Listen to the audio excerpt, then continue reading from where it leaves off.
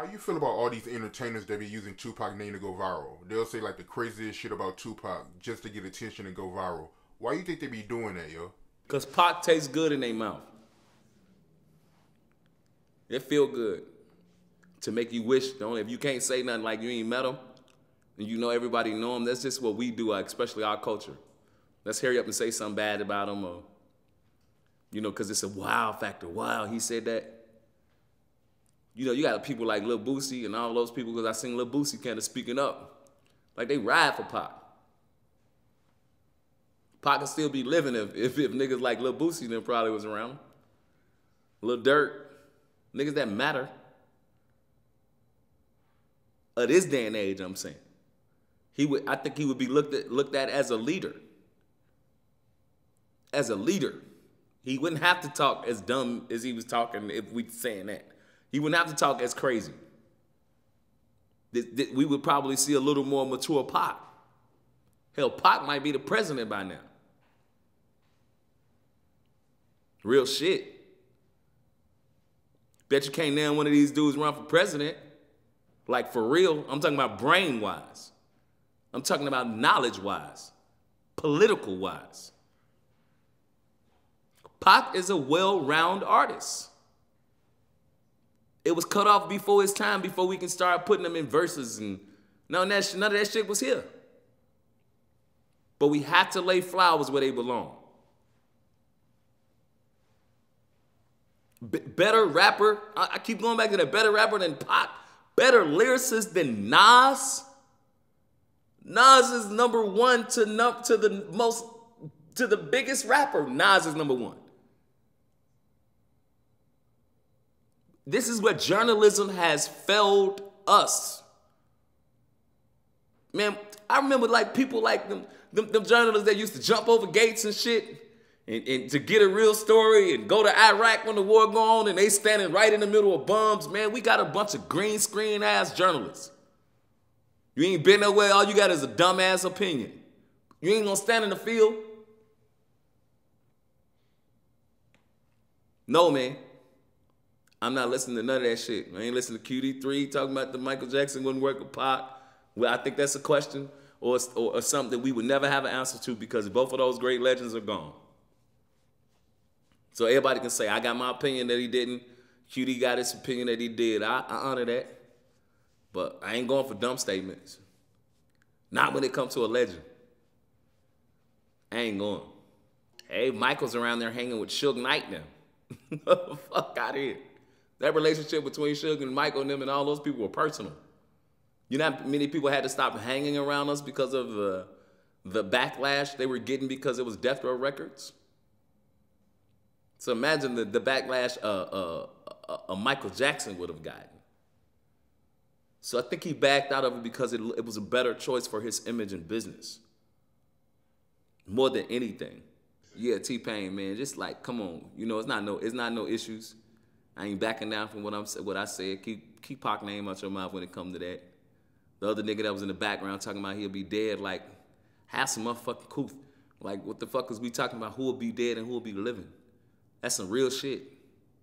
That's what I think this younger generation don't fucking get.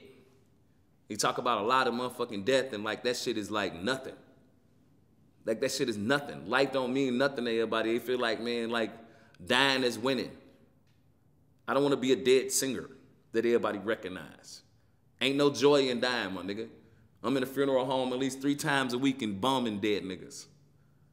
I see all kinds of dead niggas every week. That ain't a passion of mine to be back there laying on that table or to be the biggest singer that died at an early age or none of that shit. And that seems like that's the goal everybody working at. My old man used to say my daddy was born December the 25th, 1926 was when my daddy was born. And he had, so you can imagine that when he was around, most of his friends was a little younger than him. And they always called him, old man, you old man this, you old man that, something with your old ass. And the only thing I can remember my old man saying, if you don't want to get old, die. It's hard to get to 59. It's hard to be 60 years old. I appreciate the age I'm at. I'm seasoned. I want to see these same niggas that talk all this shit in these rap songs and that make all these diss. I would love to see these brothers living 20, 30 years from now. That's what we got to teach our culture. Be here. All us was young before I had a six-pack. I didn't have gray on my shit all the time. I had hair. Keep living. Keep living. That shit gonna change. Your voice gonna change and everything. Just keep living, man. Like, that's really all I gotta say, man. Our culture gotta stop being so quick to throw our people away because of, because of sexuality and just dumb shit. We quick to throw people away. Shout out to R. Kelly. Shout out to Rob. You know what I mean? I wish that brother would have got some help before he went through this little shit that he's going through. Cause that's a whole culture gone for 30 years. R. Kelly carried a culture. He carried us through years. I believe I Can Fly made niggas really believe they can get out the hood. You remind me of my Jeep made motherfuckers really feel like, man, that's the person to love.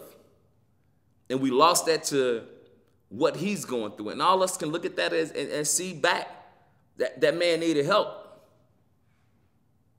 And now that's a whole legacy gone because everybody's so quick to throw it away. Like, and Elvis and all them kind of motherfuckers got away with that kind of shit. And that don't mean I'm finna let you get away with it.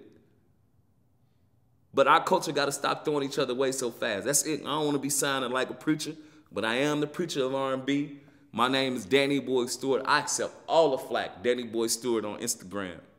Question me. And I love coming to sit and speaking with you, Art of Dialogue, because I've been places, bro, even within this last, whatever these fake-ass people call this tour, NAB fake-ass tour, when I got out there in the streets and I was meeting and shaking people, hands, even being on the West Coast, I was kind of worried about what people thought about the stuff that I said about a Snoop Dogg that's from the West Coast. And I didn't say nothing disrespectful, but I had real G's that's from the West Coast that came to me and said they respect me for keeping it real. So that's what I appreciate. I'm your boy Danny Boy. Danny Boy Stewart on Instagram. Go get the song Done Me Wrong on all platforms. All the dialogue, I always appreciate come hollering at you and for you with this platform, for sure.